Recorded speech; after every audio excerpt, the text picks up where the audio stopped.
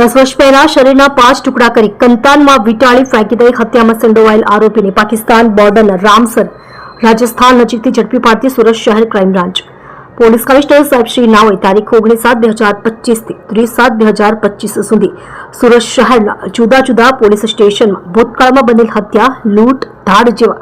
ગંભીર ગુનાઓના નાસ્તા ફરતા આરોપીઓને શોધી કાઢવા સારું સ્પેશિયલ ડ્રાઈવનું આયોજન કરેલ, જે અનુસંધાને અધિક પોલીસ કમિશનર સાહેબ શ્રી ક્રાઇમ નાઓએ આપેલ સૂચના અનુસંધાને નાયબ પોલીસ કમિશનર સાહેબ શ્રી ક્રાઇમના માર્ગદર્શન હેઠળ અને પોલીસ ઇન્સ્પેક્ટર શ્રી નાઓની સૂચના મુજબ ઘરફોડ સ્કોડના પોલીસ ઇન્સ્પેક્ટર શ્રી ટીમના માણસો સાથે વર્કઆઉટમાં હતા. દરમિયાન ભૂતકાળમાં તારીખ 14/2/2015 કલાક 5:45 પહેલા નવા બંધાતા બાંધકામની સાઇટ ઇલાઇટ એન્કલેવમાં વોચમેન બરકતભાઈ તેમજ તેની સાથે રહેતા હબીબ, ઇમરાન તેમજ ગુહુનાઓએ એકબીજાની મદદગારીથી યુસુફ અંસારી ઉંમર વર્ષ આશરે 30 થી 35 વર્ષનાને કોઈ અગમ્ય કારણોસર કોઈ તીક્ષ્ણ હથિયાર વડે માથાના ભાગે ઘાતક ઈજા કરી માથું ડાબી બાજુથી છૂંદી નાખી મોત નિપજાવી મરનારની લાશના બંને હાથ કોણીથી કાપી નાખી તેમજ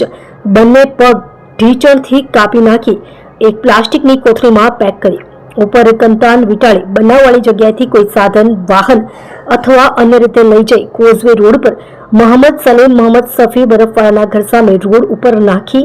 લાશને ફેંકી દઈ ખૂન કરી ફેંકી દઈ ગુનો કરેલ હોય તે બાબતે રાંદેર પોલીસ સ્ટેશન ગુનો રજિસ્ટર્ડ નંબર 13/2015 એપિકો કલમ 302-201-34 તથા GP1 કલમ 135 મુજબનો ગુનો નોંધાયેલ હતો.